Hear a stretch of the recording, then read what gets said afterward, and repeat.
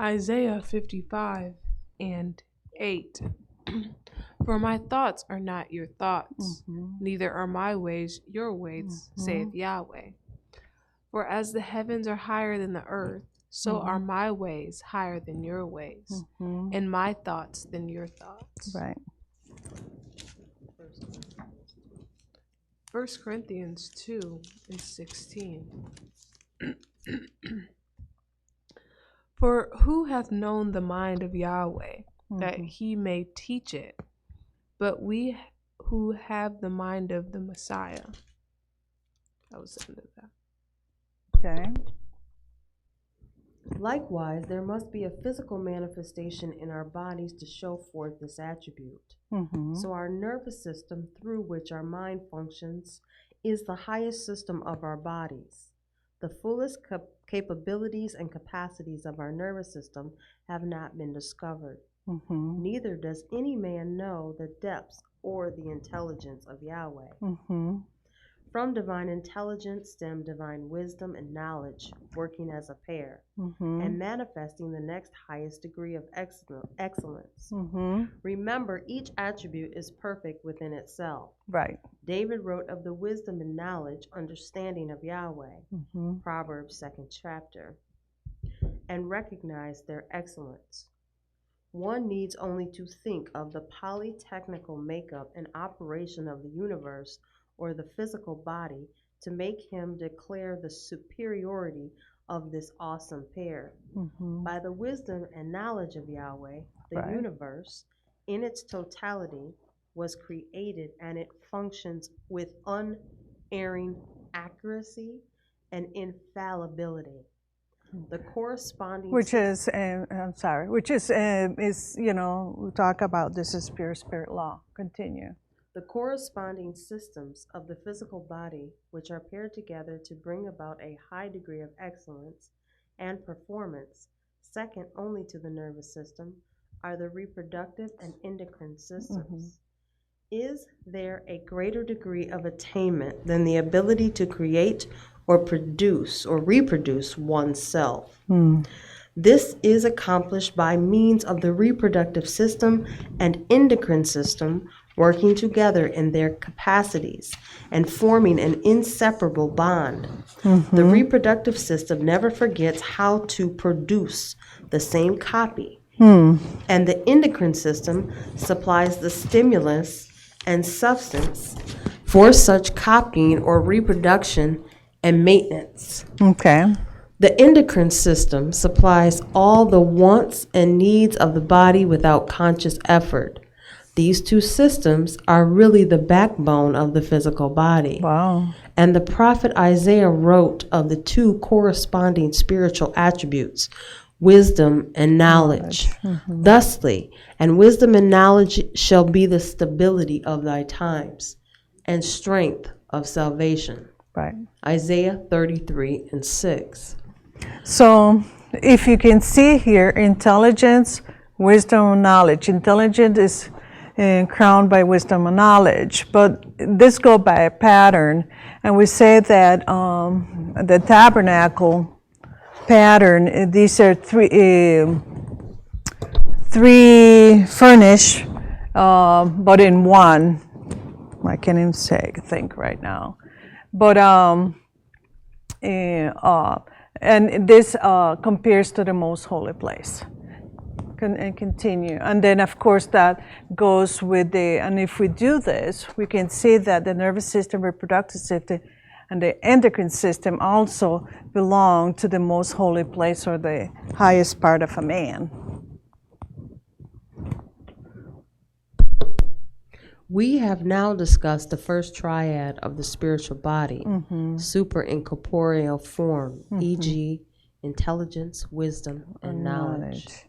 Comparing them with the nervous system, reproductive system, and endocrine system of the physical body. Right. Let us now proceed to a discussion of the second triad of beauty, love, and justice, and see their parallelism in the physical body as the respiratory system, circulatory system, and excretory system. The attributes of beauty encompasses the intercession of the invisible creator of the universe with his constituents to the end that the creature is made one with the creator. Now, I remember Sunday we were talking about this, and like I said, I didn't go into detail, but can you read that about beauty just now that you just read? Did it say intercession or something like that? The attributes of beauty encompasses the intercession of the invisible creator of the universe. Okay. Continue. With his constituents to the end that the creature is made one with the creator. This is the beauty of the Almighty Yahweh. It entails a condescension, a reaching out to help us, a transforming of us to become as he is. Right. This attribute of beauty is portrayed by the respiratory system. Right. The lungs of our physical body, for it is by the functioning of this system that the air or atmosphere in which we live, we move, and have our being is brought into intimate contact with the cells of our body. It animates and gives life and substance to every fiber, cell, and tissue of our physical body, and without it, we could not live. Right. This air typifies spirit, which is Yahweh. John 4:24. John 4:24. For Yahweh is spirit, and they that worship him must worship him in spirit and in truth. And we always point out to this chart that Yahweh is spirit, and we go and we show that, everything that's within this chart is within spirit, for lack of a better description. Continue. The Apostle Paul wrote, for in him, Yahweh or spirit, we live and move and have our being. Right. Acts 17:28. This is the beauty of Yahweh, that he has given us of his spirit through intercession. The golden altar of incense in the tabernacle points up this attribute of beauty.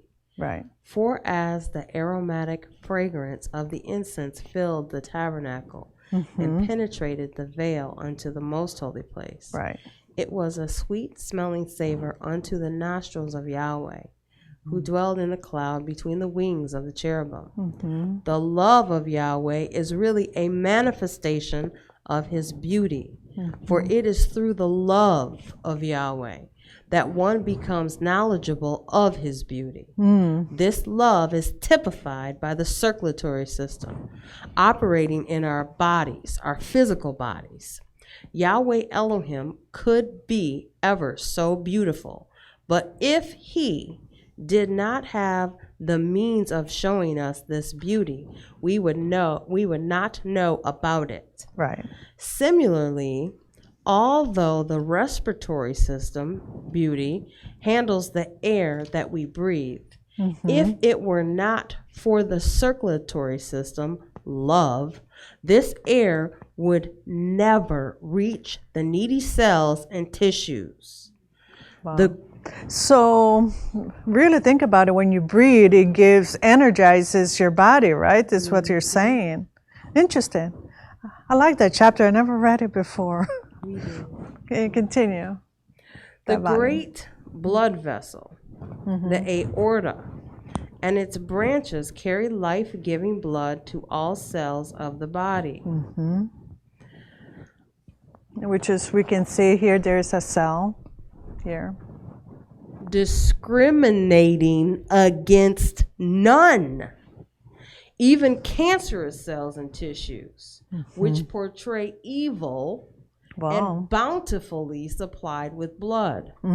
The Apostle John wrote, Yahweh so loved the world that he gave his only begotten Son, John 3:16, and he gave him for all of us, both saint and sinner. The golden candlestick in the tabernacle gave or distributed light to all parts of the holy place, and thus typifies the love of Yahweh. The excretory system, composed of the kidneys and its tubules and bladder, wash or remove impurities from the blood of the physical body.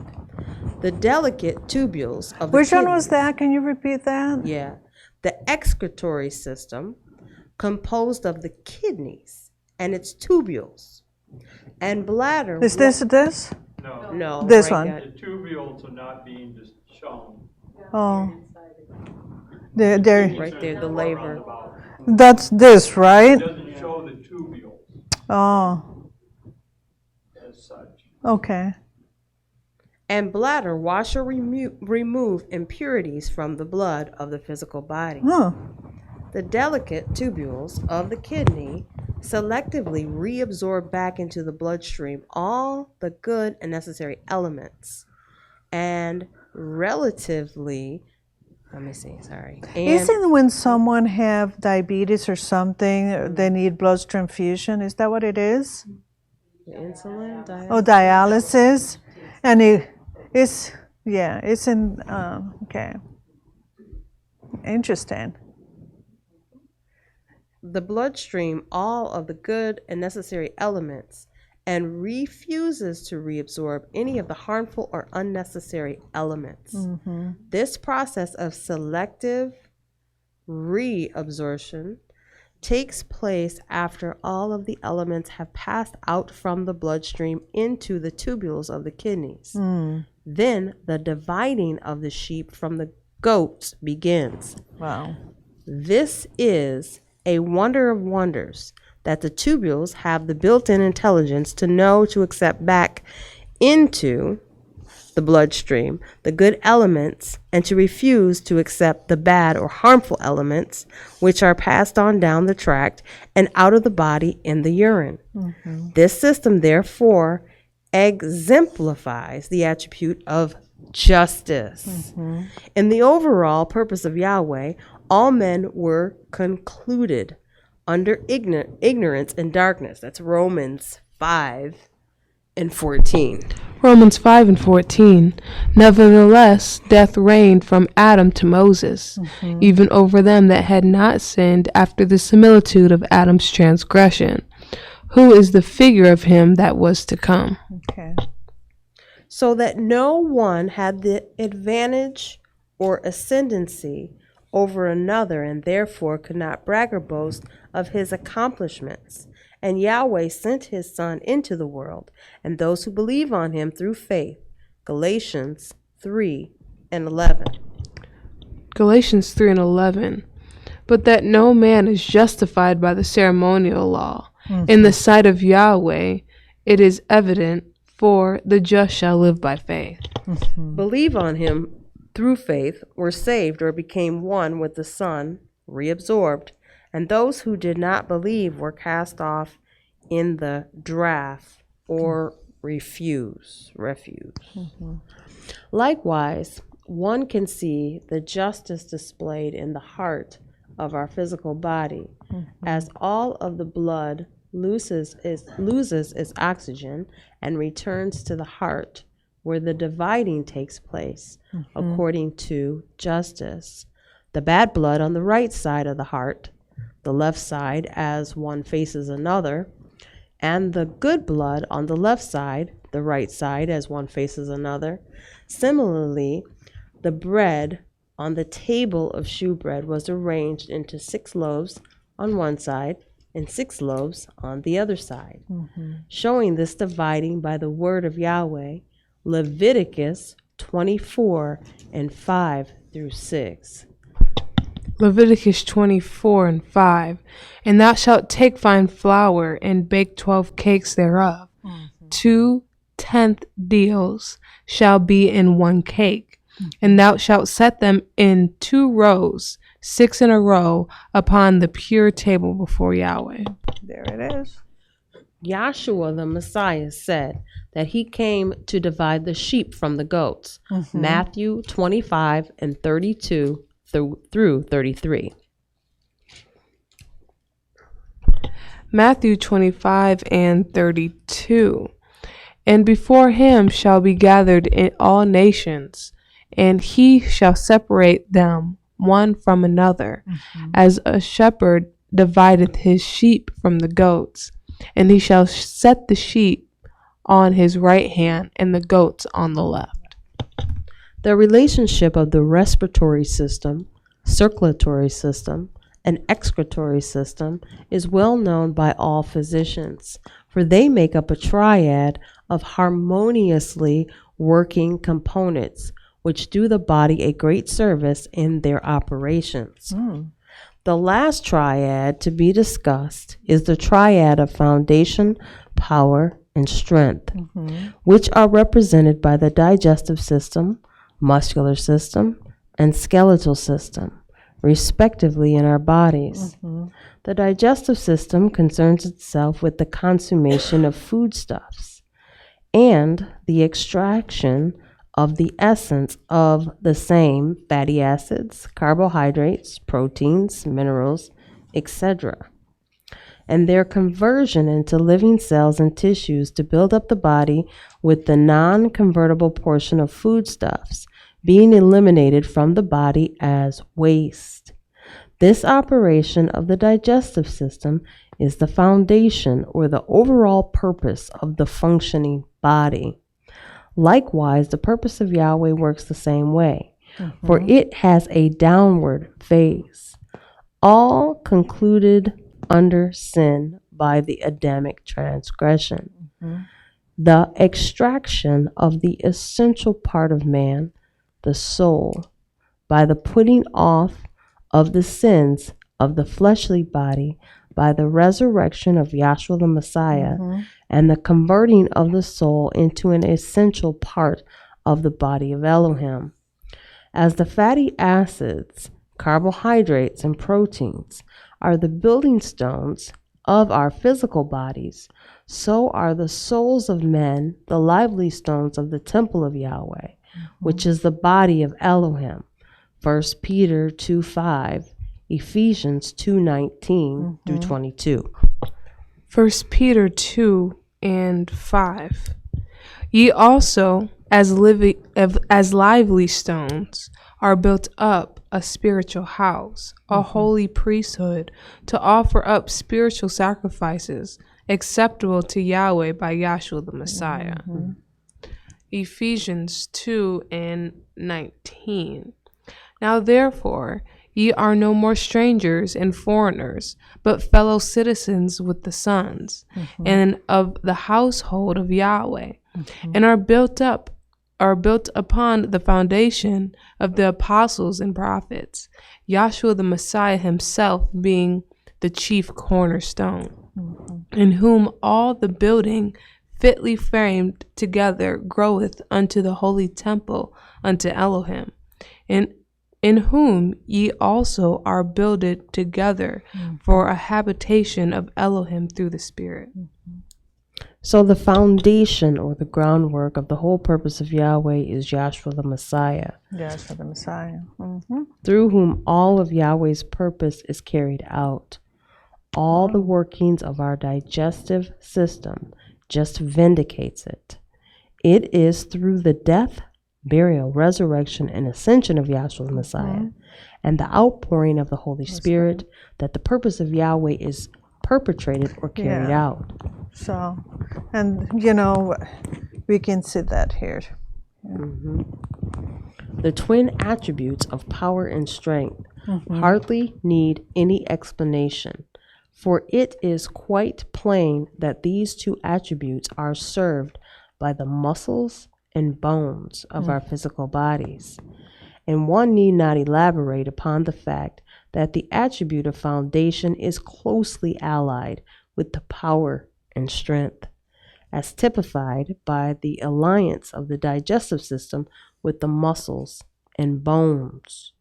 In other words, as the death, burial, and resurrection of Yahshua the Messiah is the foundation upon which Yahweh is manifesting his power and strength, so is the digestion, absorption, and conversion of food the source from which one derives his muscle power and his strong bones. It must be said here also that the attributes of power and strength form the legs of the superincorporeal form Elohim, and therefore the two witnesses of Yahweh manifesting in the earth plane, the two great pillars of Solomon's temple called Jashin and Boaz, are another manifestation of this. 1 Kings 7:21. 1 Kings 7:21. And he set up the pillars in the porch of the temple, and he set up the right pillar and called the name thereof Joshin, and set up the left pillar and called the name thereof Boaz. The prophet Isaiah looked at these two witnesses and said, "How beautiful upon the mountains are the feet of him that bringeth good tidings, that publisheth peace, that bringeth good tidings of good, that publisheth salvation, that saith unto Zion, Thy Yahweh reigneth." Isaiah 52:7. We have thusly concluded a short explanation of how all of the 9 systems working in the physical body display or typify the 9 attributes of Elohim, the word of Yahweh, and how each system works in harmony with other systems to perfect the total operation of the physical body. For man, being made in the likeness and image of Elohim, who is the perfection itself, must show this perfection working in his physical body. A fuller explanation of the workings of each system and how it shows some aspect or another of the makeup of Yahweh Elohim and the operation of his purpose will follow in this text. And I think I couldn't say it better. The text did all the work, you know. So with that I say, huh? Yeah, I say hallelujah. Hallelujah.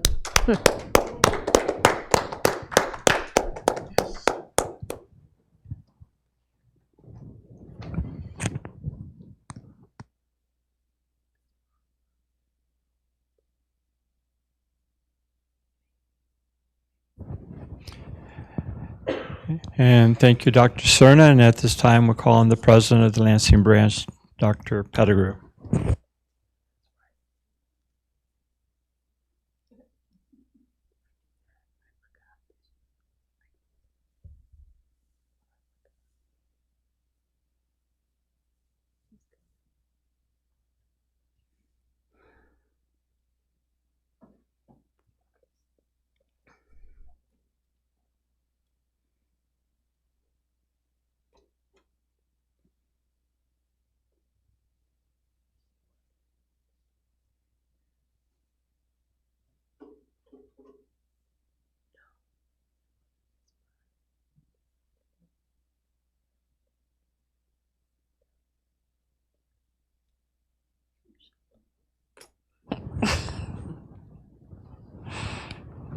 Keep it from twerking. Okay. I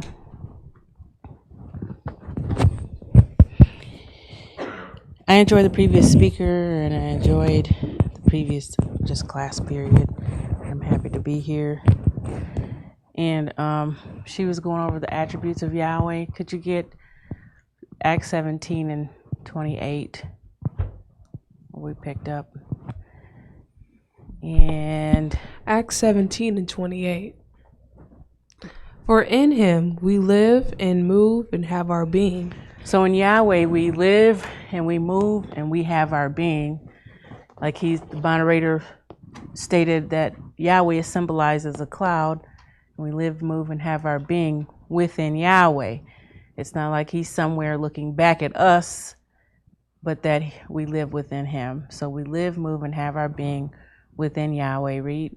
As some of your own poets have said, for we are also his offspring. And we also have come from him, or we are his offspring. Is there any more there? No. So the previous speaker was talking about these 9 divine attributes of Yahweh, which correlate to the 9 systems of our body, showing how that we are made in his same image after him, who is the pattern. And I don't know, I feel like I just really want to write these attributes on the board and show how they, yeah, I do. That's what I want to do. Are they? So, because it just can't be stressed. You know, I was working on the song Precious Holy, and as I was thinking of it, you know, you ask, you know, Yahweh puts things on your mind, you ask different questions. You're like, why?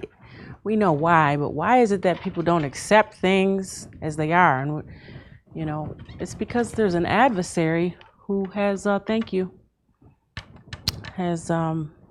he blocks us from things. He tries to block it. That's his job.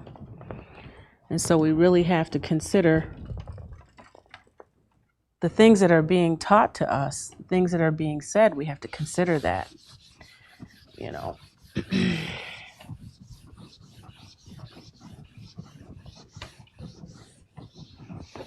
So as she was reading in the Elohim book, the 3rd volume, right?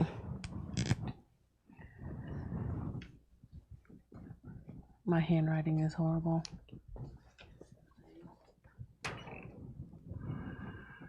Volume 3. What page was it, Danielle? 15. Page 15. So, but the thing about it is when you read this Elohim book that you can find on IDMR, Lansing, just .com. I changed it to .com. You can go there and find through what? Transcripts. What is it? Is it transcripts?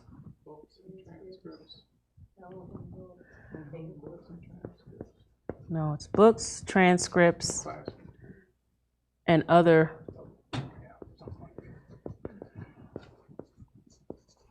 material. There it goes. It's clicking in now.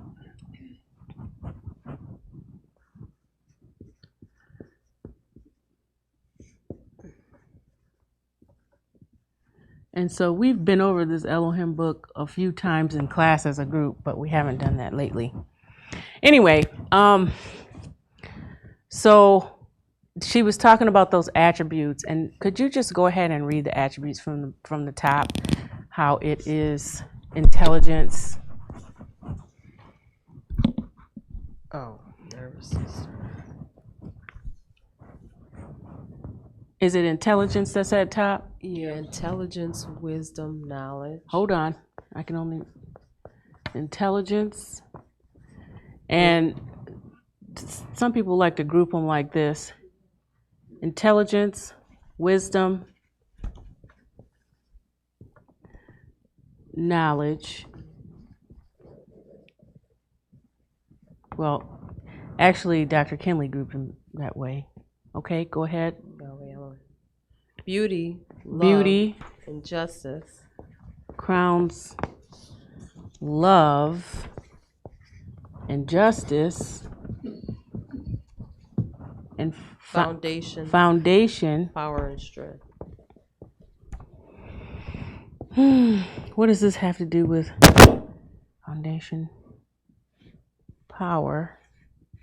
Sorry that you can't see it right now, David and Graciela. And strength. Then we have what system correlating with intelligence? Nervous. The nervous system. That's the master system. The nervous. And then the reproductive, which that always blows my mind. Wisdom. Because I remember as a child trying to have my idea of what I thought these attributes would correspond with. And I would never have guessed that wisdom correlated with reproductive system. Reproductive. And so thus the scripture that she got, my thoughts are not your thoughts. Neither are your ways my ways, saith Yahweh. Okay? So reproductive system. I would have thought that the reproductive system correlated with love. Beauty or something. Oh, yeah. Oh, yeah. But it does not. You see what I'm saying? And it's even more, but it's beautiful the way love does correlate, because it correlates with, anyway, the circulatory system. But knowledge goes with endocrine, right? Yep.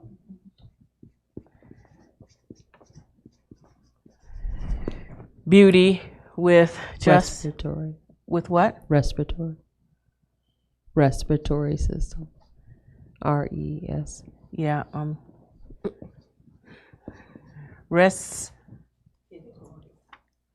respiratory. Okay. And then love, circulatory. Does this look clear up here? Okay. Did you want me to circulatory. Did you want me to spell respiratory or not? Did I spell it wrong? Yeah, but I mean, Circula. When you're up here, can't spell. Respira. yeah, just the A. TOR. Okay, respiratory. Yeah. Justice goes with the excretory. Mm-hmm. And that is a beautiful thing too, when you were talking about how that justice. Anyway, let me get these down before I start talking. Excretory system goes along with that justice, and then it has to do with being able to know what to throw away and what to keep. And then that does go along with diabetes and all of other type of stuff. There's a lack of belief. There's no justice because only Yahshua can give the justice. You're out here trying to create your own justice. In other words, making your own righteousness, and that's why everybody is running around with a sugar high. Anyway, foundation, I wouldn't have guessed foundation was the digestive system. I would have thought the foundation was your bones, right? Okay, so foundation is your digestive system, and we know that when Yahshua talks, when Yahshua's talking in the scriptures about when they're walking to Emmaus, and he says, "Oh fools, and slow of heart to believe all that all the prophets have spoken." You see, oh fool, he says, then what did he do? He began at Moses and all the prophets. That's your foundation, Moses, you see. So that digestive system goes along with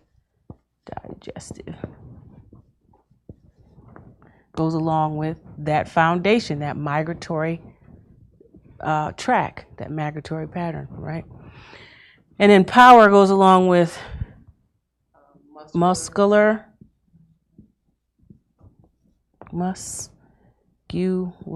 system, and then strength is the bony skeletal system. And boy, I tell you, skeletal. So you have the 9 divine attributes of Yahweh. This is where you can find the reading up top there. So these are the 9 attributes of Yahweh.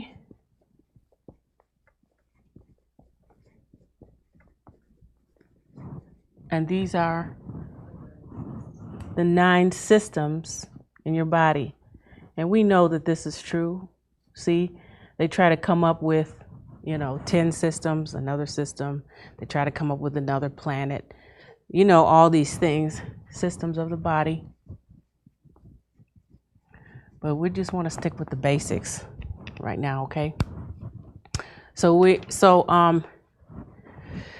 is the scripture that talks about how we're made in the image of Yahweh?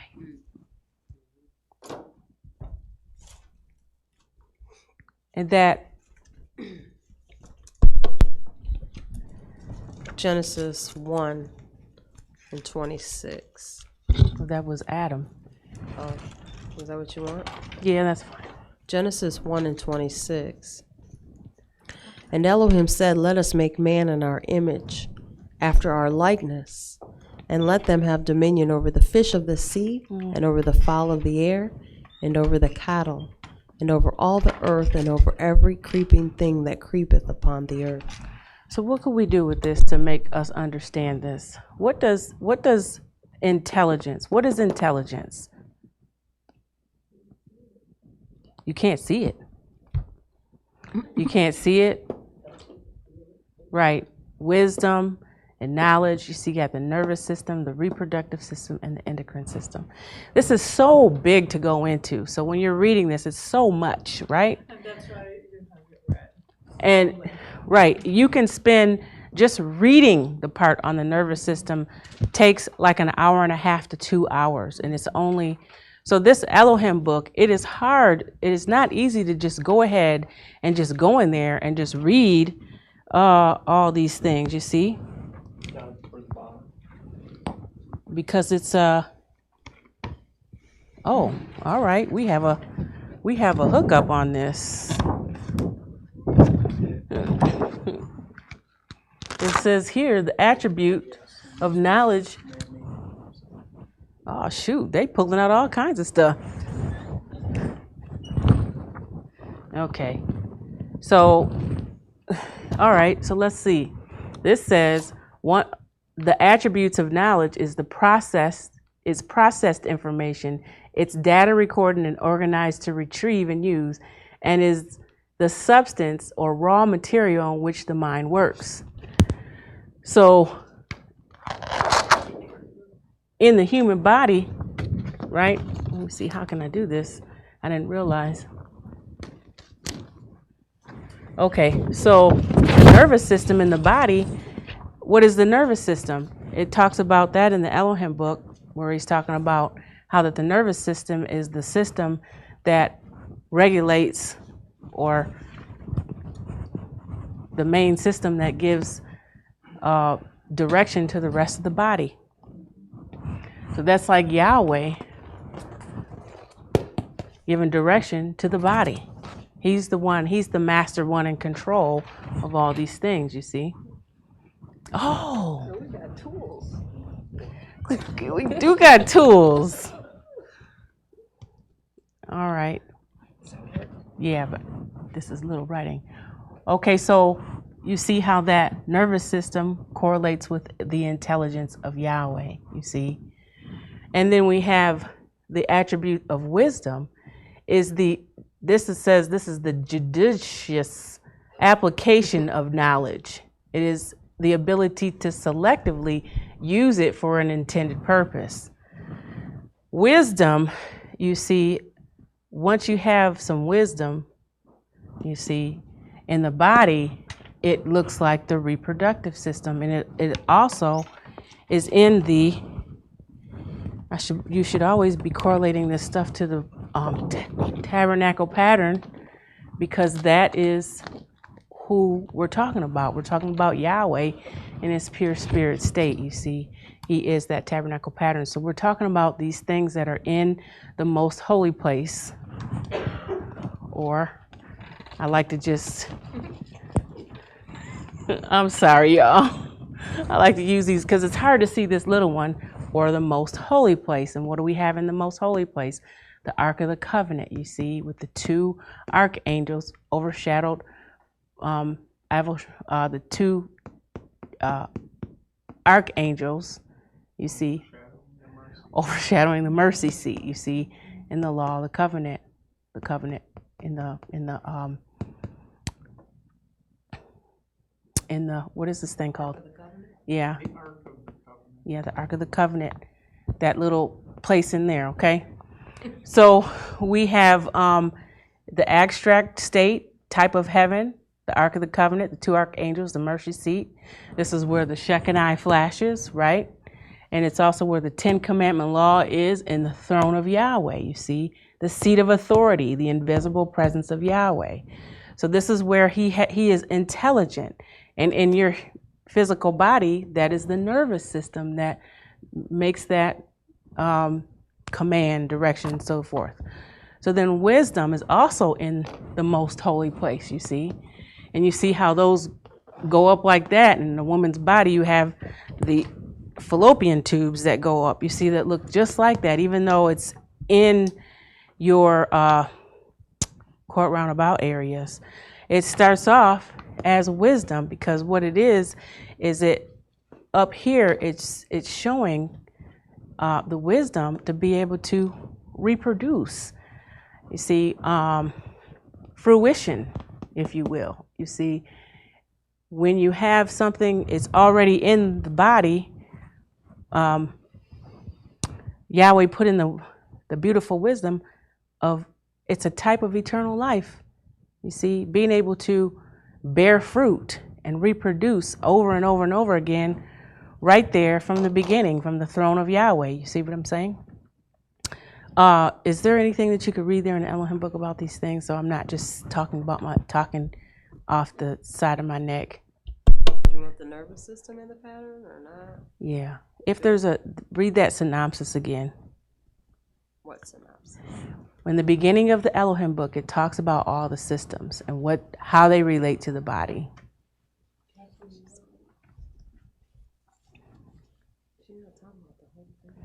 So then, while they're looking for that, we'll go to the knowledge. You see, the knowledge in the endocrine system. What is the endocrine system?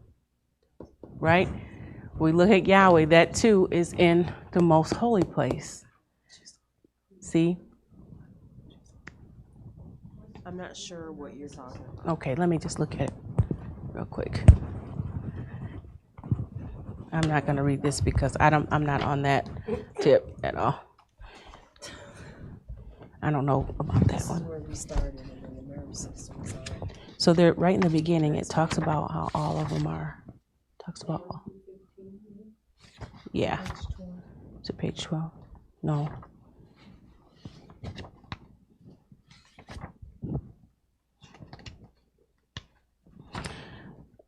Because we couldn't possibly read all this. You know, this is something that, you kind of got to go and read yourself on your own. It's a lot. We could probably do chunks of this each class every time and go over it.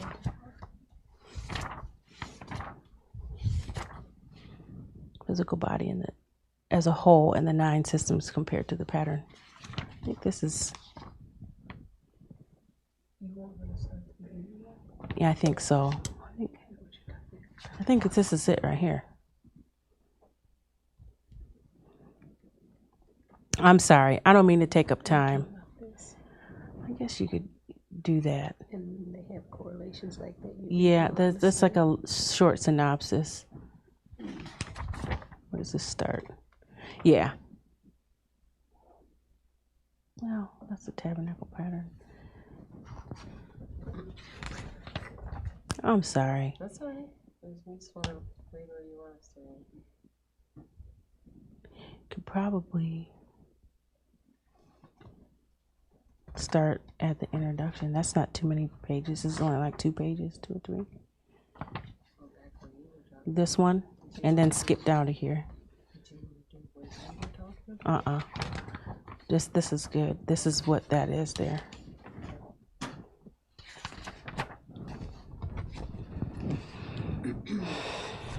But I love Yahshua because he reveals things simply. It's hard for me to give it back, but we should be able to do that. So go ahead and read, because I don't want to get it wrong. You see what I'm saying? I don't want to be up here just talking. Mm-hmm. That's right. Introduction. I am sincerely and wholeheartedly endeavoring in this volume entitled, Whose Builder and Maker is Elohim? Hey, Danielle, can you turn that light down towards you a little bit? Oh, yeah. It's blinding me. Okay. Can you see it now? Okay. Whose builder and maker is Elohim? So this is, Dr. Harris wrote this part, right? Go ahead. To impart to the reader just what has been revealed to me concerning how man is made in the likeness and image of Elohim, and to the extent that he will become intimately knowledgeable of his inseparateness. Did I say that right? So is separate. He is saying that we are made in the likeness of Yahweh Elohim, and we are not separate from him. Right. You understand? Mm-hmm. So we are not separate from him. We are a part of him. And like I started off saying in the beginning, we live and we move and have our being right within him, yet we come from him. And our finite minds are so little that we think that, he's up somewhere looking down with a telescope and gonna hit us with lightning bolts if we do good or bad. You understand what I'm saying? Mm-hmm. But that's not the case. We live and move within him, and we have our being right within him, and we come from him, and we're not separate from him. So when we go and we try to, if you sat down and tried to read the Bible from beginning to end, which I've heard people try to do, they're confused because this is the beginning of what? Then there's another beginning and there's another beginning. Then people don't believe there's a vision, that people have visions, that Yahweh had to communicate with man by vision because we're on a way lower scale. Do you understand what I'm saying? So we're not separate from him. We are a part of him. We live in him. And by there being so many misinterpretations in the Bible, you can look at your body and see how you're made by him, how the world is made, everything is made according to him. And then you can understand that these things that happen and these things that are about Yahweh are true. And you begin to understand how true that is. You understand? We don't have a lot of time to go into these things like in class, but you go home, you read it. You read the 3rd volume. But I would suggest that, like Dr. Kinley suggests, that you start at the beginning. Last time I think I was up here to talk about the psychological preparation about learning something about your Creator in spirit and in truth. You have to be sincere. There's a certain way that he expects that you're going to be, that you are really in search of something true about your Creator. So then you go back and you read the beginning. You can't really skip to the 3rd volume and expect to understand anything about the rest of the stuff. It's best to start really at Moses. We have lots of classes where we started at Moses, you see, and you see the blood, the water, the spirit, the 40. You see, you start at Moses. He's going to start you at Moses. He's going to show you how that the theologists, is that what they're called? Theologians. You see how that, reading that Bible, there's no way that, Moses got this passed down from his ancestors. You see that it had to be by divine vision and revelation. You see what I'm saying? From Yahweh, and that it's not something that's handed down by tradition of man like man does tradition. This is truly from Yahweh. Do you understand? So I suggest, going back and reading. It's hard. It's not an easy read. You're not going to sit down with this kind of book in a couple minutes and just read it. It's going to take some time. It's chunky. It's full and packed with different things, but go ahead and read. Of his inseparateness from Elohim. So read the whole sentence, please. I am sincerely and wholeheartedly endeavoring in this volume, entitled Whose Builder and Maker is Elohim, to impart to the reader just what has been revealed to me concerning how man is made in the likeness and image of Elohim, to the extent that he will become intimately knowledgeable of his inseparateness from Elohim. So this is going to show you how you're not separate from Elohim. Read. I am presenting the incontestable truth and facts in as simple a form as I possibly can, so that there can be no stumbling block to one's arriving at a profound knowledge of himself and his eternal Creator, after whose image and likeness he is made, according to the threefold archetypal pattern. I honestly do not know of another work of this sort that can be found in any library of any center of higher learning or any ecclesiastical institution in the world. My knowledge and understanding of the truth herein presented began in the year 1957, after I had attended courses conducted by Dr. Henry Clifford Kinley, who so avidly and steadfastly acclaims that he had a divine vision and revelation in the year 1931, and has proved it to my satisfaction and others, in that we now know and understand in part what he saw and heard. From the very beginning of my association with Dr. Kinley, I was made to see the perfection of his discourse of how man is made in the likeness and image of Elohim. So Dr. Kinley was in this discourse. Go ahead and read. And my knowledge of the anatomy and physiology, which I had previously attained at Meharry Medical College, 1941 to 1945, placed me in a position to further understand more of this knowledge as Elohim would reveal it unto me. I soon learned that the patience had to be exercised on my part, for I could not strain upon these revelations.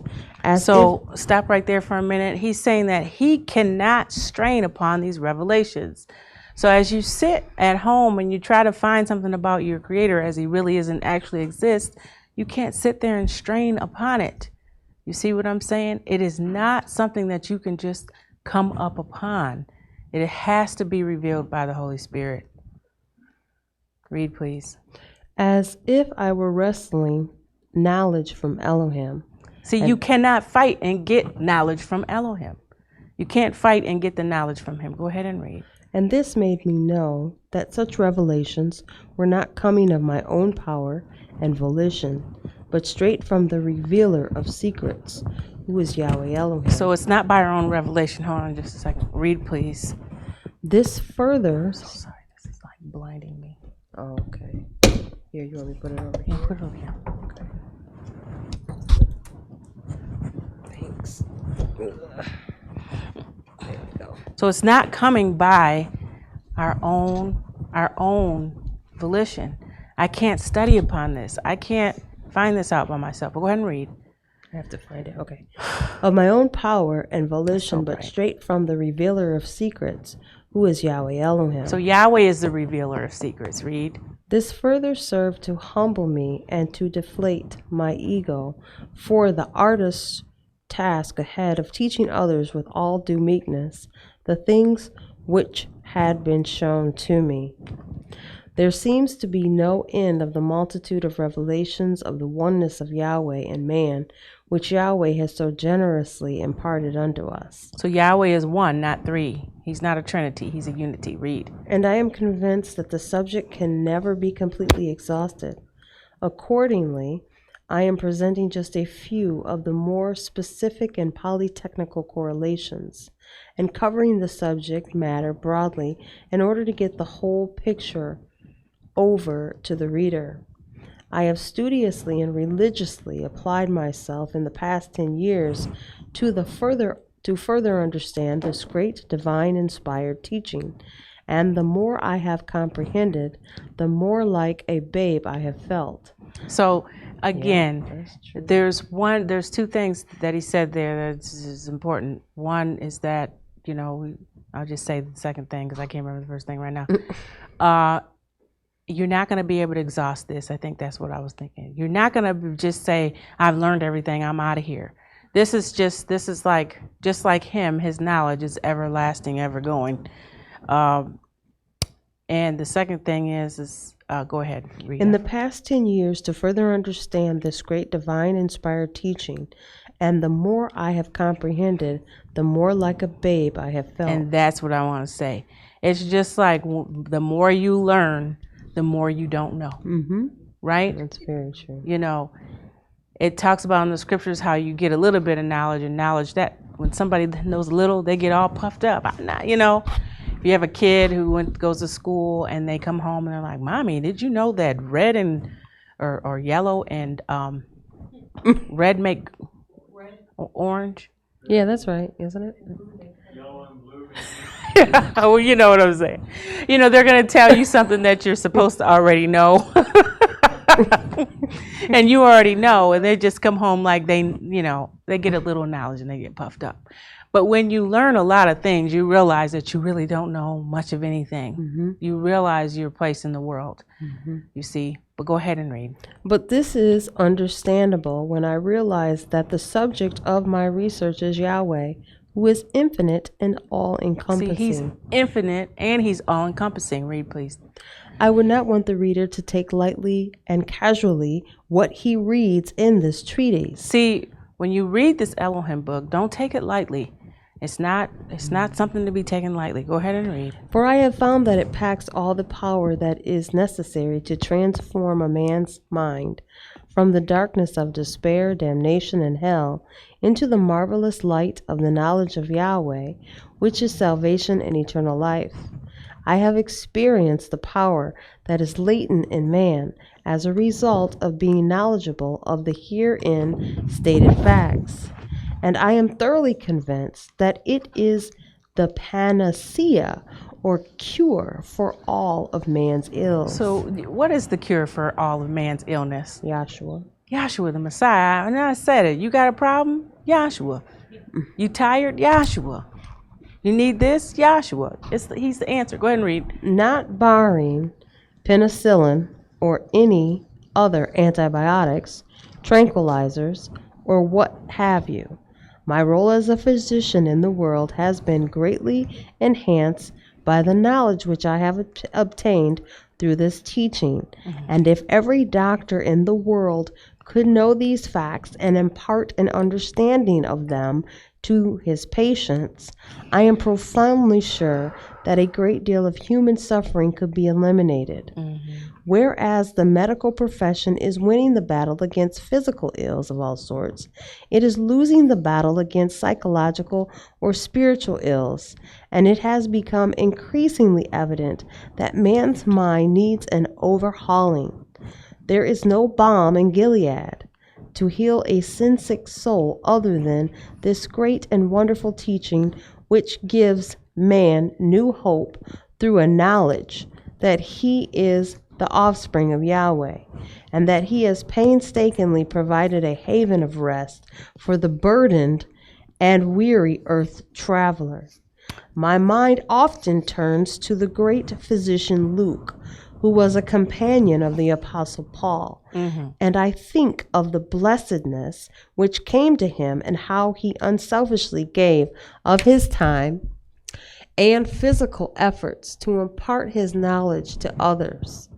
Although he did not go into much polytechnical detail as we have included in this treatise, he certainly was knowledgeable of this great truth and knew beyond a shadow of a doubt that man is just another walking physical tabernacle. So man is just another physical walking tabernacle. We see this tabernacle here.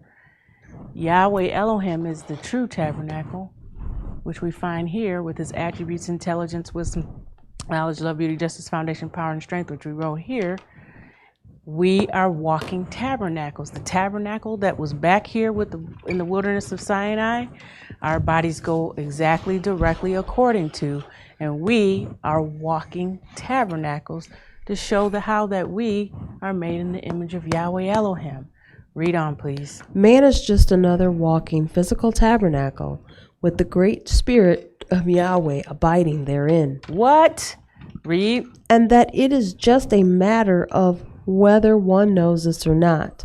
So it's a matter of whether you're conscious of it and aware of it or not. And that makes a huge difference, whether you're conscious of it or you're not, Are you conscious of it or not?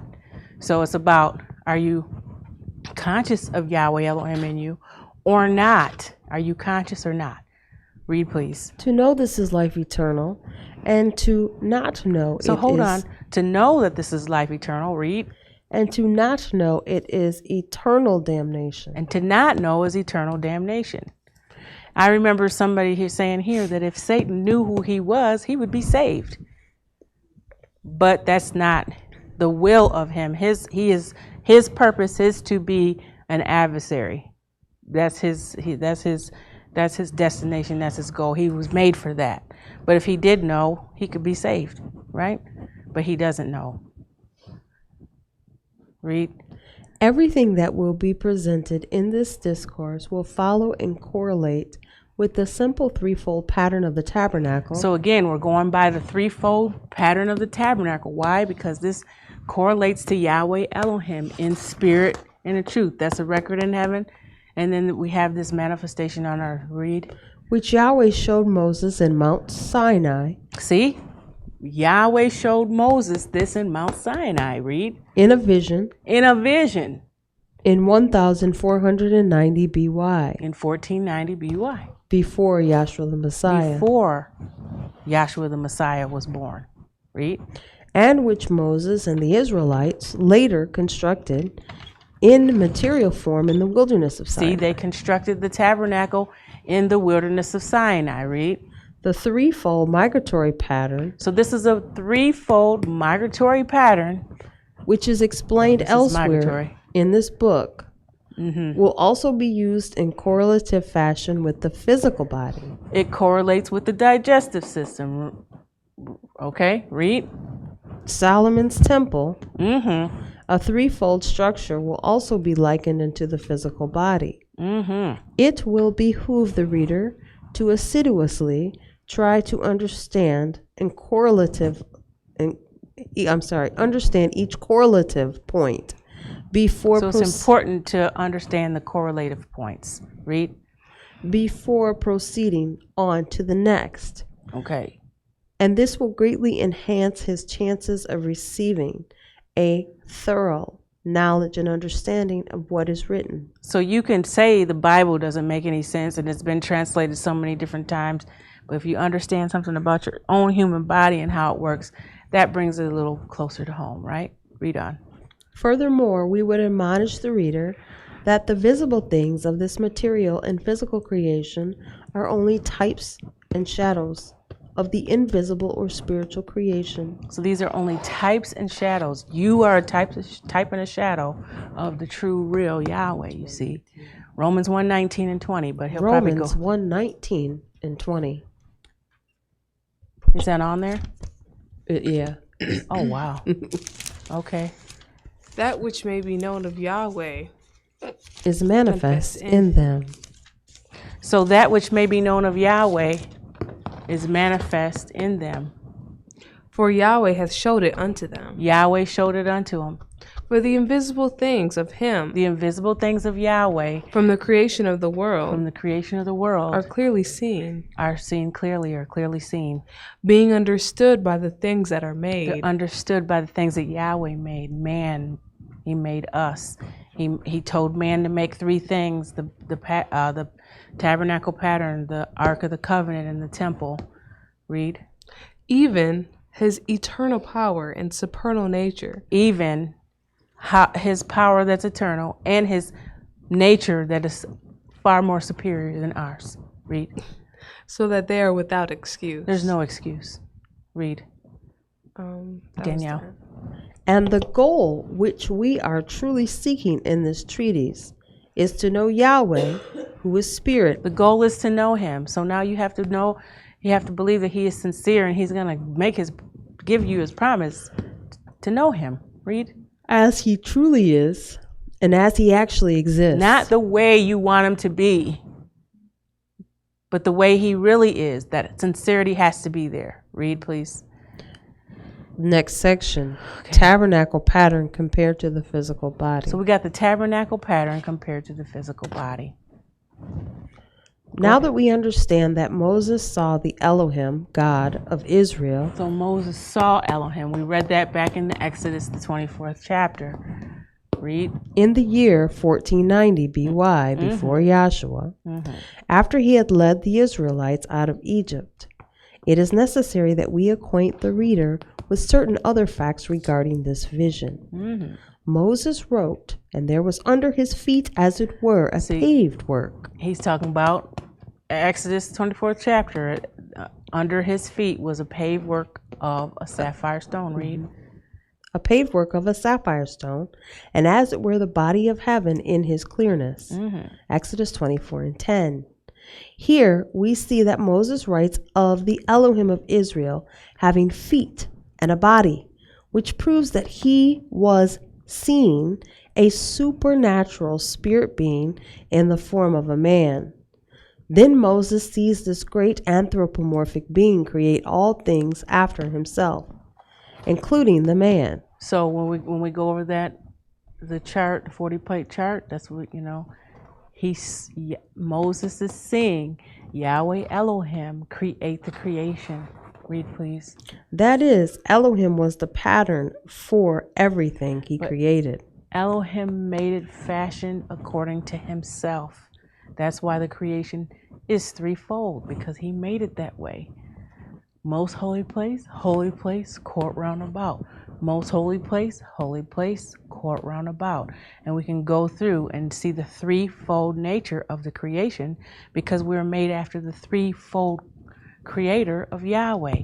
Yahweh, Elohim, Yahshua, threefold, a unity, one. Read, please. The universe in its totality, being made up of invisible atoms, is fashioned after him. Each atom is a proton, neutron, and an electron corresponding to the threefold pattern, Elohim. So back in the back, we have that cosmogony plate where it talks about the three heavens that he created, right? The third heaven, the second heaven, and the first heaven. Within the second heaven, he created those protons, neutrons, and electrons. Read, please. Who is the fullness of the Godhead bodily, namely the Father, the Word, and the Holy Spirit, all in one. We have already explained to the reader how that Moses also saw this superincorporeal form instantaneously transform itself into a threefold, intangible tabernacle, which explains the threefold makeup of the superincorporeal form. This threefold tabernacle also is the explanation of the threefold makeup of everything that is in the universe, or out of the universe as far as that is concerned. Yahweh himself is spirit, John 4:24. Yahweh is spirit, and they that worship him must worship him in spirit and in truth. Read on. And in this state, he is inconceivable, incomprehensible. So in this state, he is not comprehensible. He's inconceivable. Read. Inscrutable and inscrutable. You can't taste him. You can't touch him. You understand? He's above. He's just, just go ahead, read. And invisible. And invisible. Everything abides in Yahweh or pure spirit. Everything abides in Yahweh and pure spirit. Everything. So the universe, as much as they're looking and seeing how many light years away that different things are, that all abides within Yahweh. Read. There is nothing co-existent or co-eternal with it. Nobody is existing with Yahweh. I used to have some weird thoughts about certain things, but we'll just leave that alone. Nothing is, coexistence with Yahweh. You see, I used to think that maybe he's doing this because when we go to the next world, there's going to be other things that we might need to be protected against. That's like, you know what I mean? That's not, So, nothing is outside of him, okay? You know what I mean? Nothing. There's no one coexisting with him. He is all in all, period. So no need to worry about that. Okay, read on. It is the source and substance. He's the source. He's the substance. Read. The limits and the bounds. The limits and the bounds of everything. So you can't go outside of him no matter what you do. You can't go low enough. You can't go high enough. Read on. Of everything, both invisible and visible. Whether you can see it or you can't see it. Read.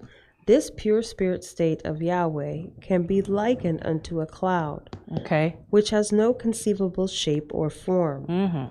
And in this spirit is encouched the attributes of intelligence, wisdom, So knowledge. now we're getting to it. The attributes of intelligence, wisdom, and knowledge. It's also on this one. But I wrote them on here, but it's also on this. Intelligence, wisdom, and knowledge. Read on. Beauty, love, justice. Beauty, love, and justice. Power, foundation, and strength. Foundation, power, and strength. Read on. These attributes become united together in a conceivable shape and form, which Moses viewed as the great Elohim. So they came into shape and form which Yahweh viewed, or Moses viewed, on top of the mountain. Read, please. This Elohim then was pure spirit, Yahweh. So he was still in the spirit, pure spirit. He wasn't a man. He was just pure spirit still. Read. This Elohim then was pure spirit, Yahweh, in shape and form, abiding. So he came out of the cloud into shape and form. Abiding how? Read on. In shape and form, abiding within still as yet unformed spirit. It did not take all of the pure spirit to form the superincorporeal form of Elohim. Then Elohim creates the physical man, Adam, in his likeness and image. And some 4,000 years later, Elohim himself is manifested in a physical body. So he creates man in his image the same way, Adam. And then how many years later? 4,000 years later, Elohim himself is manifested in a physical body and walked around in the universe that he created. John 1:14, 1 Timothy 3:16. Go ahead and get it, because we're just going to do this. You see these ages and dispensations. You got the 1,000th, 2,000th, 3,000th, 4,000th year that Yahshua the Messiah himself. See, he's talking about before the flesh was ever made, and he was in spirit back here in the first creative age. Some 4,000, then Adam comes in, you see, and different things happen up until he comes in and dies, buried, and resurrects. You see, he comes in on the 4,000th year. 4,000th year. And then what does it say happened? This word, Yahweh was in pure spirit, came into shape and form, and this word then was made flesh. But go ahead and read it in John 1. John 1:14. And the word was made flesh. So the word of Yahweh was made flesh. Read. And dwelt among us. And he dwelt among us. 4,000 years later, this Yahshua the Messiah dwelt among us. Read. And we beheld his glory. And we beheld his glory. The glory of the only begotten of the Father. Full of grace and truth. Full of grace and truth. Okay, go ahead and read, Danielle. 1 Timothy 3:16. Okay, go ahead. And beyond controversy. See, there is no doubt about it, no fight about it.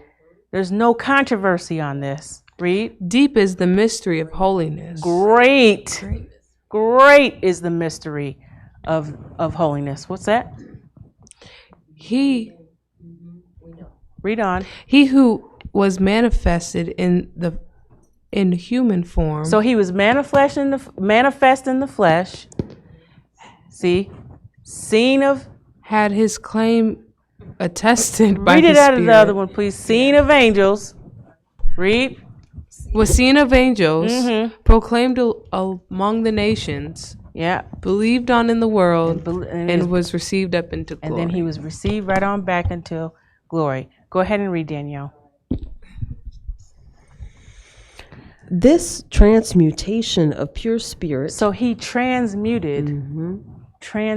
He transmuted. Trans means moved. Change, yeah. He changed states. He transmuted, just like a butterfly. See, we can take these natural things to understand the spiritual. It's the egg, it was a caterpillar, and then he made a change. He was in the larva, and then he came out changed. But Yahweh transmuted. He changed. Read. This transmutation of pure spirit without shape and form into a superincorporeal shape and form, and then into a physical form, sets up a pattern that the whole universe testifies and confirms. testifies of and confirms. Let us witness the conception of a human being Hello. to see if it follows this pattern. So we got the same pattern of how a man is brought into the world. Read. Firstly, all physical beings were without shape and form at one time. So before you were born, the sperm and the egg, that sperm fluid looks kind of like this little cloudy fluid here. You see? It's without shape and form. This is you before you got here. Read.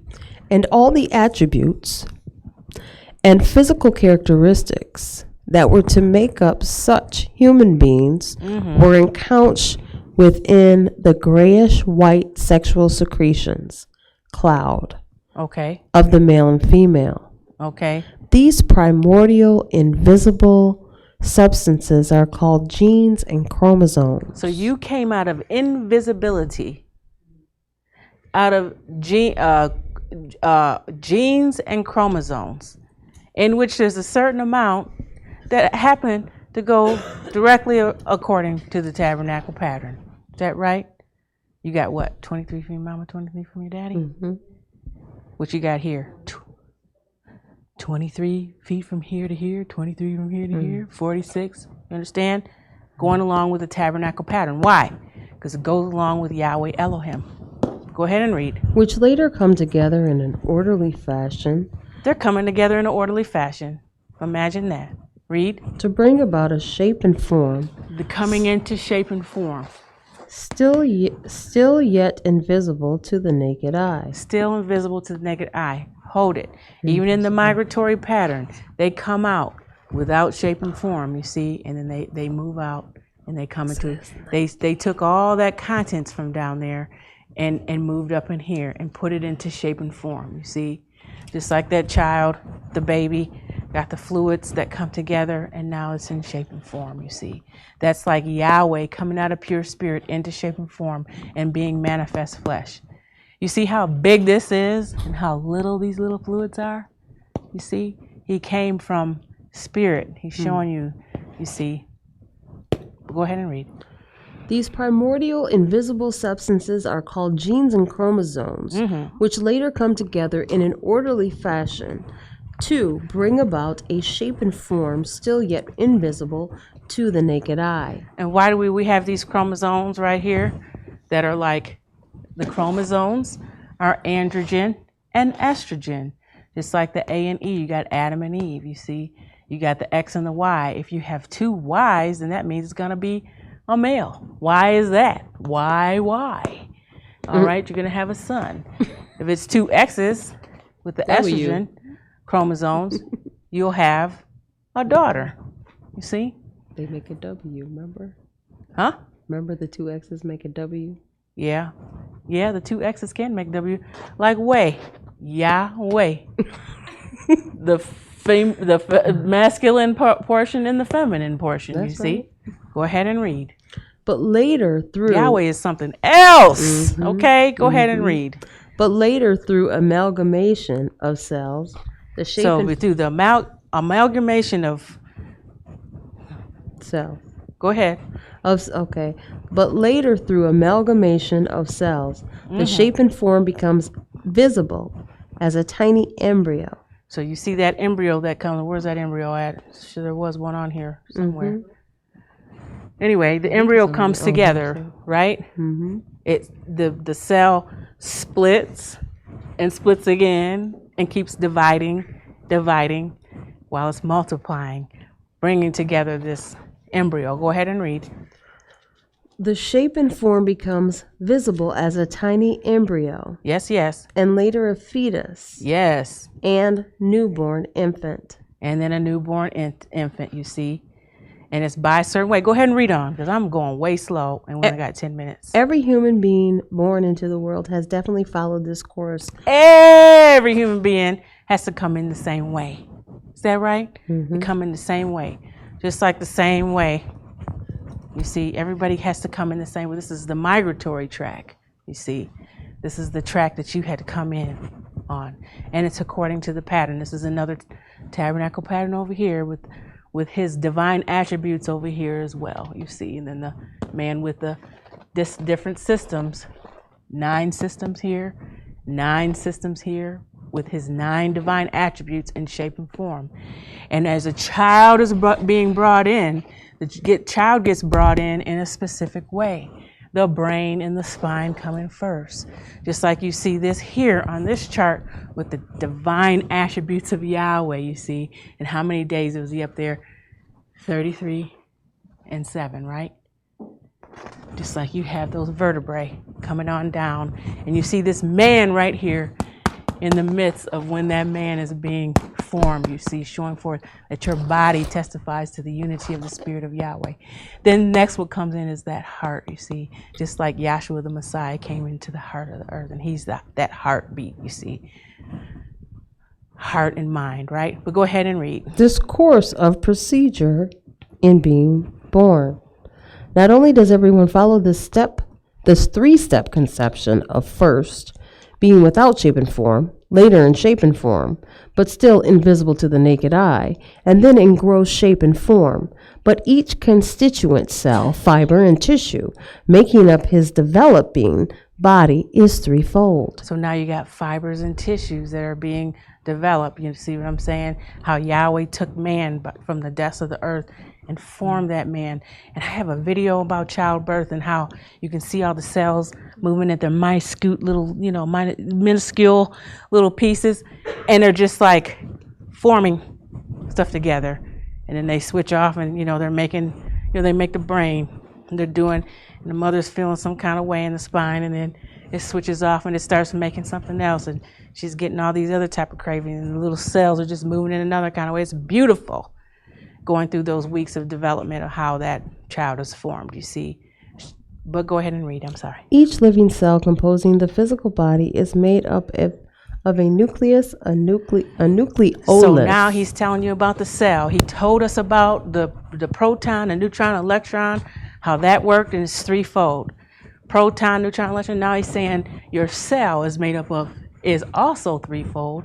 How I put that together is a nucleolus, a nucleus, and a cell body, corresponding to Yahweh, Elohim, and Yahshua. Read, please. Each living cell composing the physical body is made up of a nucleolus, a nucleus, and a cell body. Read Mature red blood cells have no nucleus. What'd you say? Mature red blood cells have no nucleus. It says mature red blood cells have no nucleus. Okay, read on. Then these cells are, hold on, sorry, I'm losing my spot. Then these cells are, dang it, where'd it go?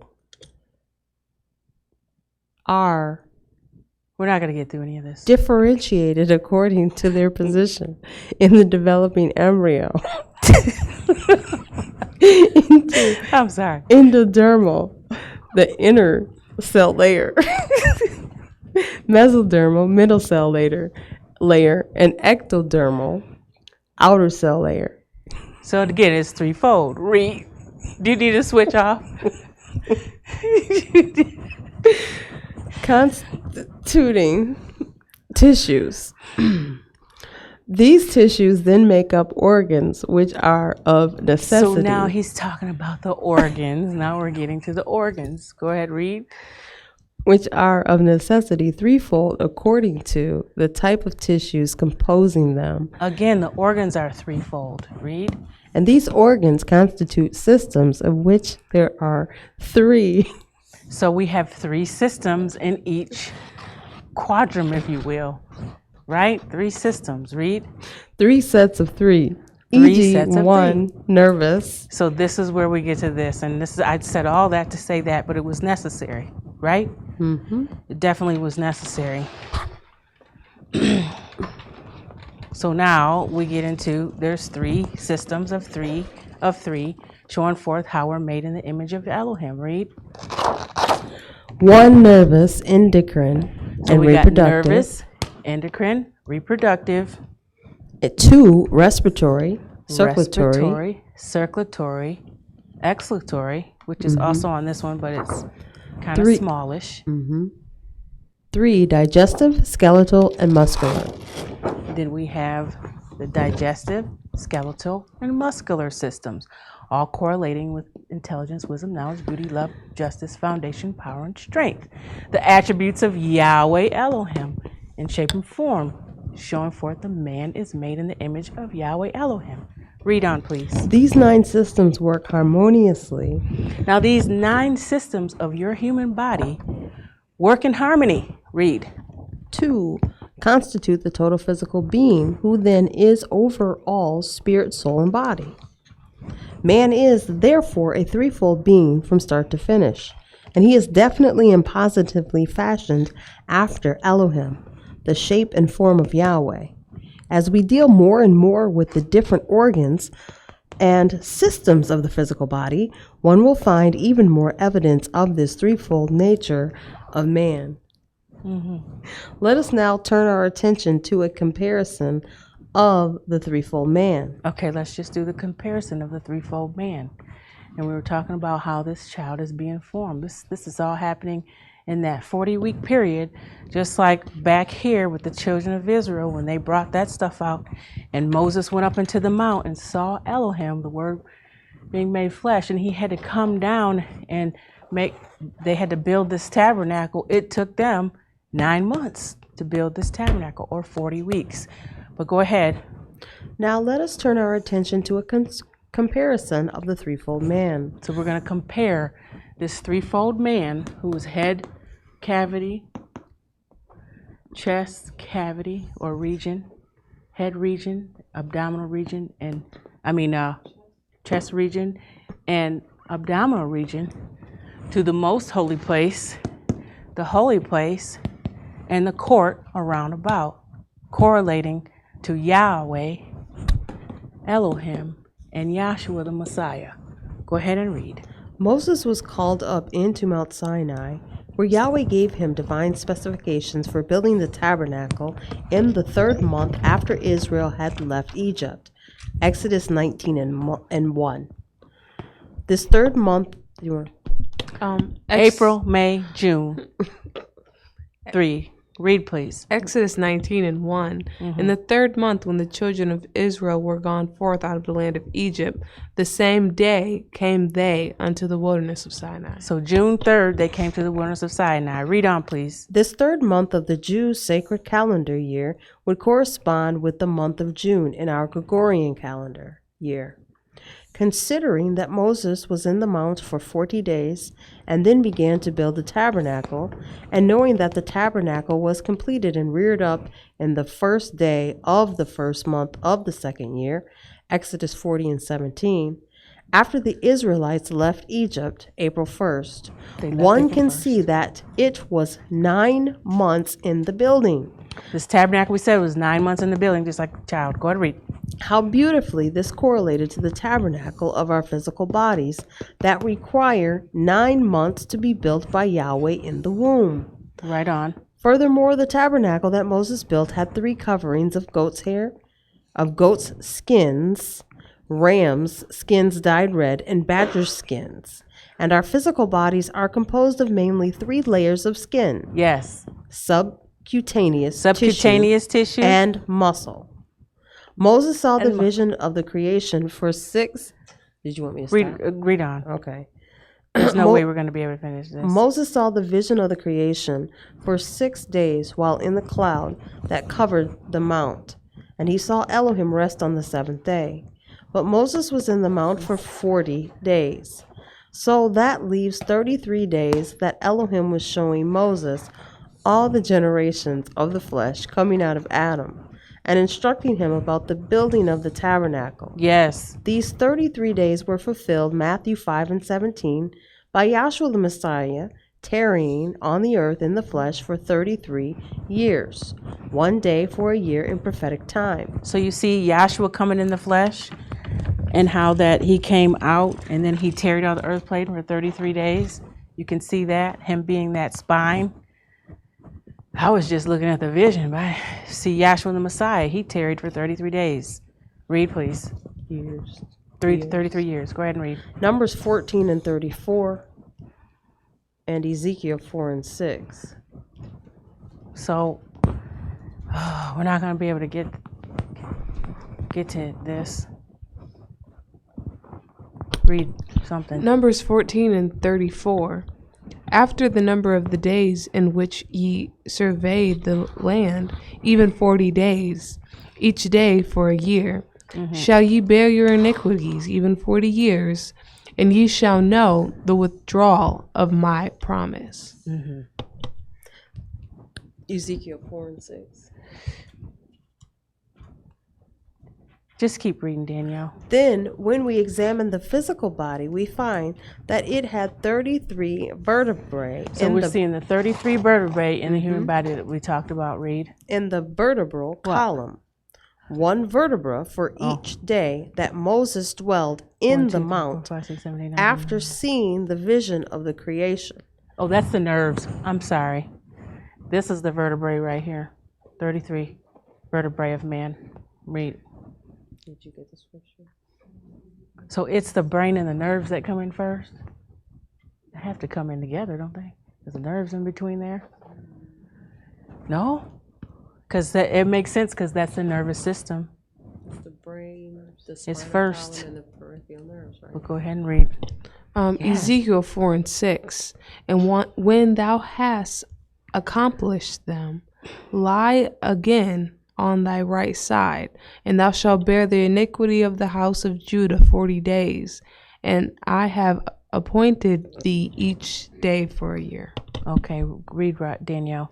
One vertebra for each day that Moses dwelled in the mount. So in the spine, you have each vertebrae for the time that Moses was in the mount, 1 day for a year. Seeing the generations of man, 33. That's like the spine. And if you turn it sideways, you can see the brain and the spine. And how Yahshua the Messiah would come in, and he was here for 33 years. He's like the spine of it all. He is that upright man. I'll read. After seeing the vision of the creation, or one vertebra for each year that the Messiah dwelled upon the earth. The tabernacle of Moses was the backbone of Israel's faith in Yahweh. See, the tabernacle was the backbone of Israel's faith. And I have to stop right here because it's like after 9 o'clock. Do you want to just finish this? Go ahead and finish. You're at the end of the paragraph. Okay, finish the paragraph. And Yahshua the Messiah, being our Redeemer, is the backbone of our faith in Yahweh. See, what's the answer? Yahshua is the answer. He is the backbone of our faith. It is the vertebral column that gives man his upright position, and Yahshua is our uprightness in Yahweh. And that's a great place to stop. Right. You see, because he is our uprightness. He's why we don't crawl on the ground like an animal. You see, he is that upright. He is the righteous. He's the upright one. So hopefully we can finish that off some kind of way some other time. But Yahshua is beautiful, and it does help to go into the Elohim books and read. Hallelujah.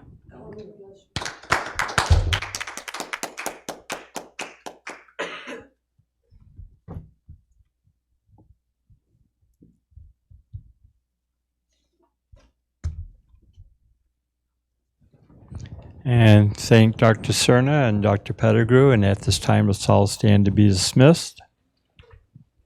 We'll be quoting the last two verses of the book of Jude out of the Holy Name Bible. And now unto him who is able to keep you from falling and to present you faultless before the presence of his glory with exceeding joy, to the only wise Elohim, our Savior, through Yahshua the Messiah, our Sovereign, belong glory and majesty, dominion and power, both before all time, now and ever. Let's unitely say, Hallelujah.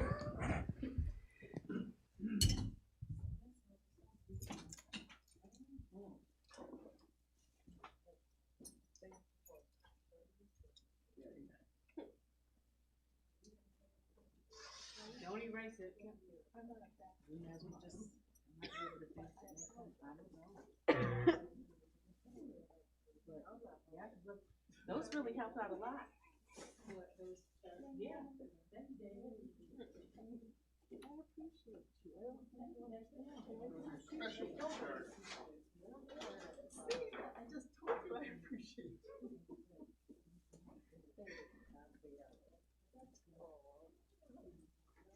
Good for intimacy.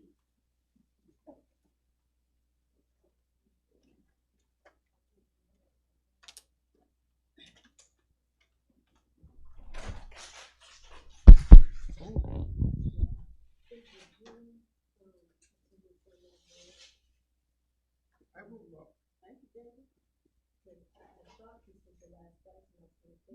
Friday is.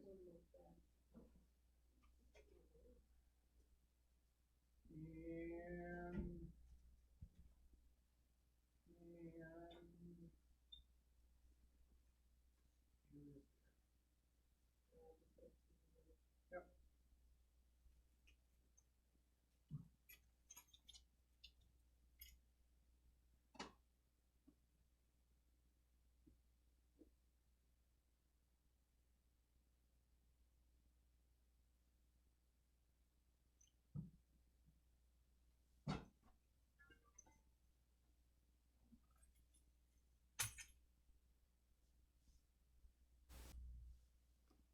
I was just looking on the website, those specific plates that you've done all that extra with, I don't find them there. I don't think they've been uploaded in there. I thought Andy may have done it. I don't find them. Well, you could always send her to Tina. She could probably do it as well. So you're gonna send them down to Meridian, so they'll be ready for you? Oh, what, you mean those? Are you gonna go through the soul and all that down in Meridian? Well, we'll see. If I have them on my computer, I have to take my computer. Okay, yeah. I don't even have my computer, but I might. Because I'm sure it's something they haven't really. Have you emailed those to me at one point, didn't you? I sure did. That's how you send them to Justin. 'Cause that's what you do when you were in Springfield. Okay, right. All right, so I definitely have them on the computer then. All right, good. I was thinking about showing them down there, and I couldn't find them on the website, but if I got them on my computer, I can at least do that. That's great. All There right. you go. All righty. Thank Have a good you. trip. Say hello to folks in Meridian. Yeah, be well. Okay.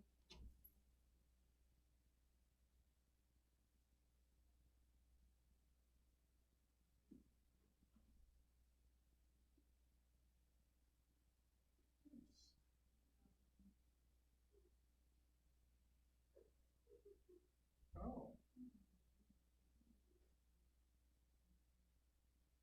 Wow. Yeah, I'm really using, why am I using so much data? It's crazy. Wow.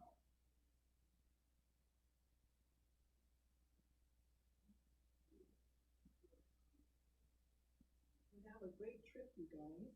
Thank Hope it's a you. safe trip. Yeah, me too. I don't think that's a red, no more. No, I took the Yeah. hotel, she said it's like 95 degrees in Georgia. Oh my goodness, I'm like, uh-oh, I better rethink my wardrobe. Yeah, right. Ooh.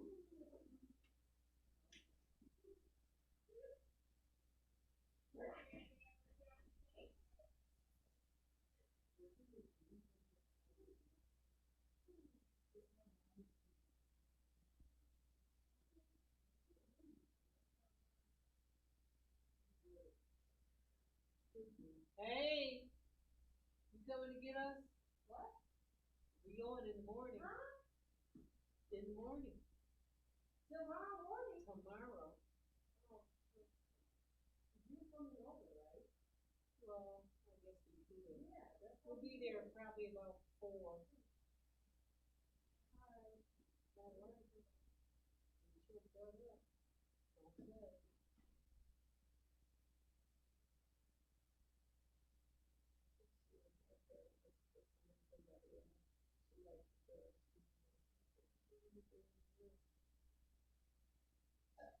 Can we turn off the camera?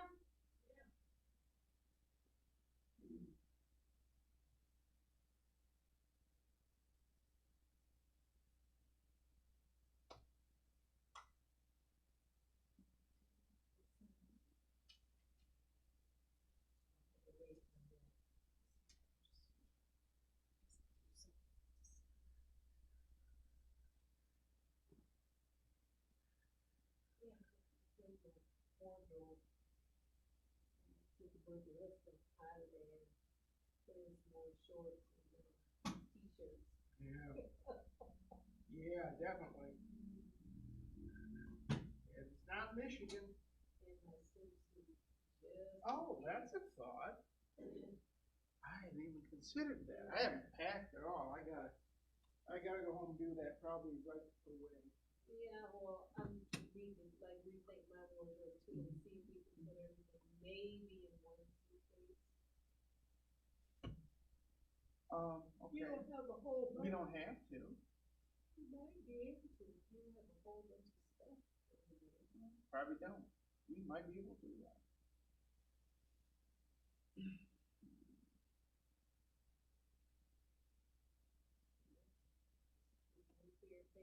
Pair of pants, shirt, a good jacket. I got to take Take one jacket. A little, maybe the coordinator.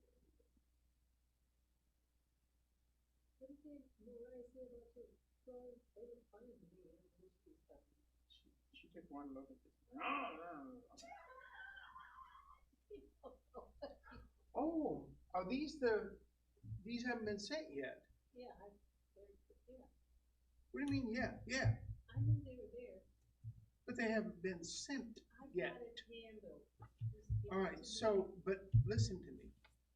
Since they have not been sent yet, did you see where we sent the correct address? Is this it?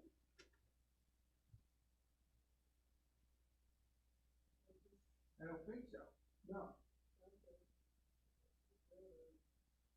Okay, well, I'm glad well, it's just an edit. There was you'll just have to, that's why I'm glad you saw this. Yeah, because I was going to stop by earlier this weekend, Dad, Yeah, and send them, but I didn't have time. I thought they were already sent out. And, No, only I think few people signed in some areas, so I write the names there, and then send them, I'm going to put them in our mailbox at home. Before we leave. That was my fine.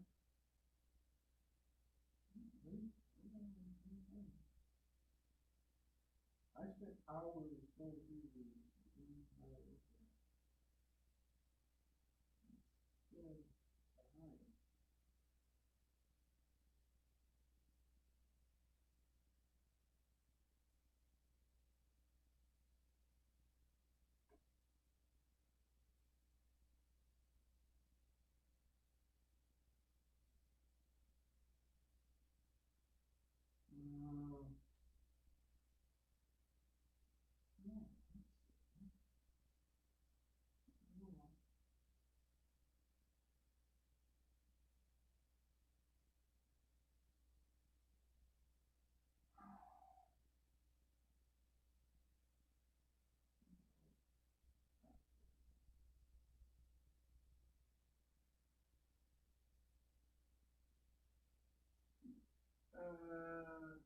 Here.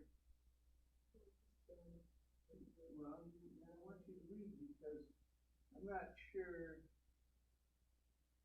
I think that's okay. Yeah. 1555. Oh. Oh, okay. Yeah, it is. Well, we saw it. I knew it looked weird, Mhm. that R, but East Boulevard even. Oh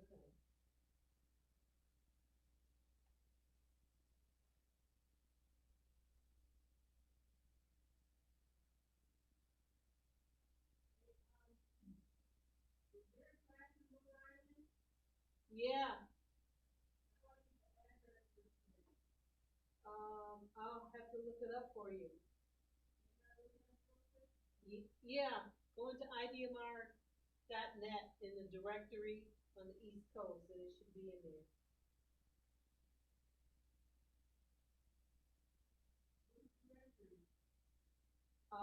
IDMR.net, and if directory will come up as soon as you go to that site.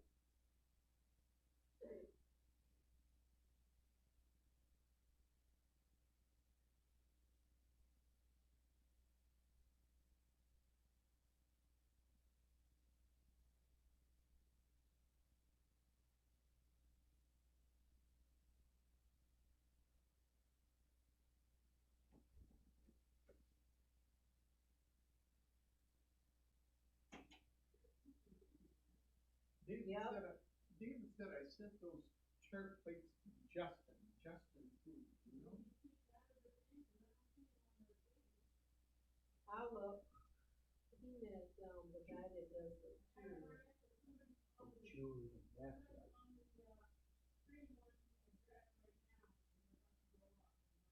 Okay, I'm almost there.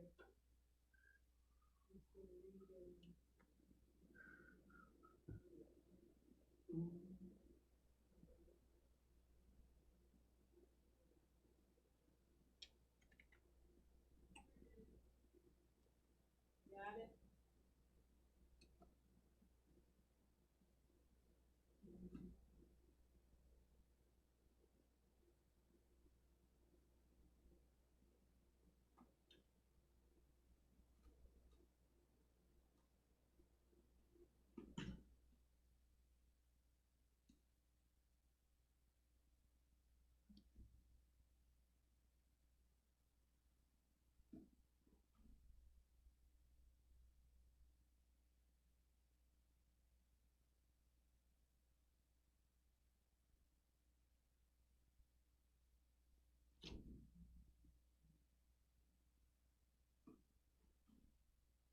Well, they don't have Rhode Island on the directory anymore.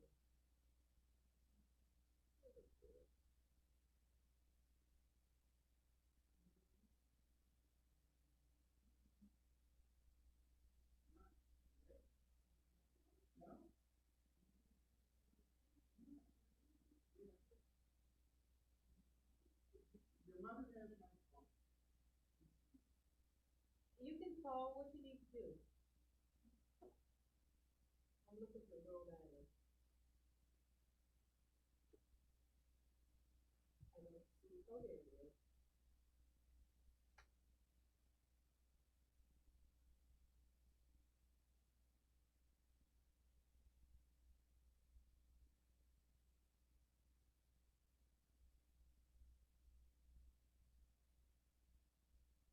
Okay, you need to call somebody.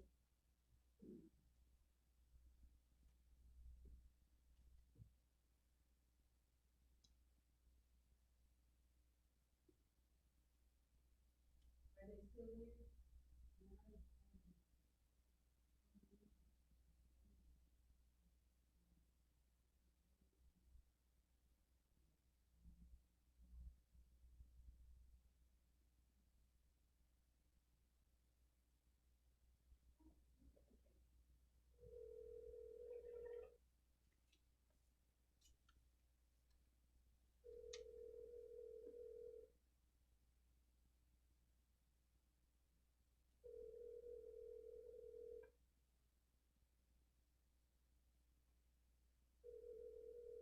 There's something really wrong with my phone. I don't know what's going on.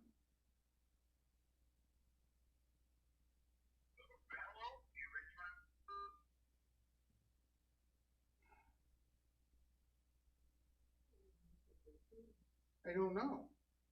Trying to find out. Nobody's heard from him apparently, which is very, very unusual. Yeah, because usually they'll say I'm not in the. Oh, you're right. Absolutely.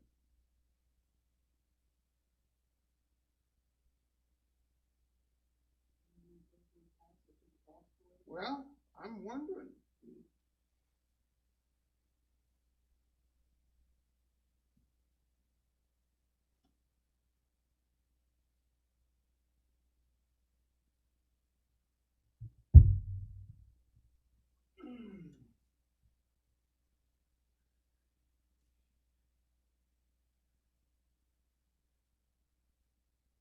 maybe David or Grass Hill have some idea if they'll answer their phone.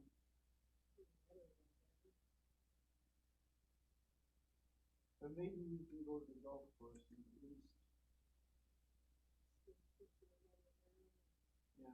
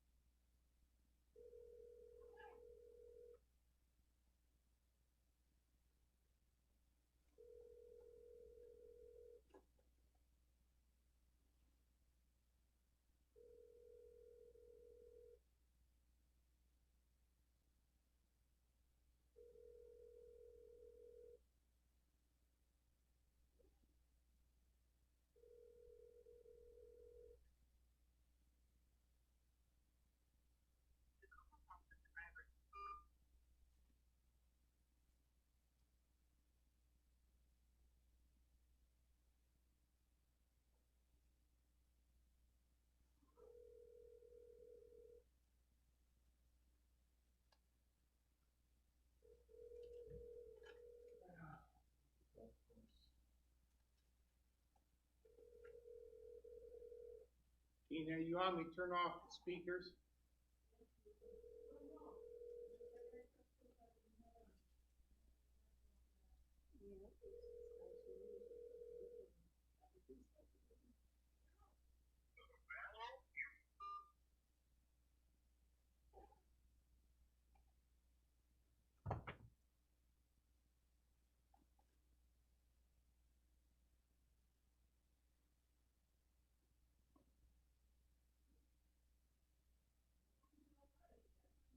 Yeah, it is.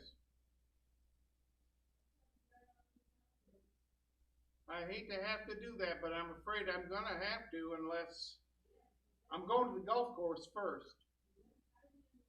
Yeah, I know. Do you have his daughter's number? No.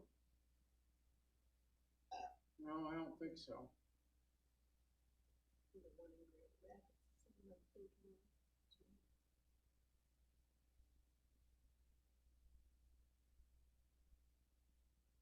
Okay, well, What's her name?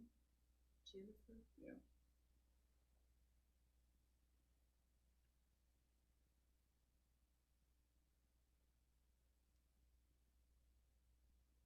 Rachel lives there. Do you have it? I might. Well, if you do,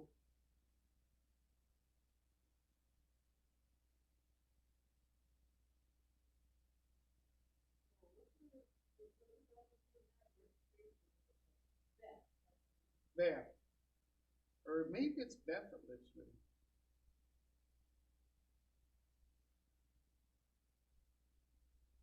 Oh, and it was Rachel that lived with Joe Williams too. Different Rachel, obviously. Beth. I don't think I've got any of their numbers. All right, call her, please. Call her anyway.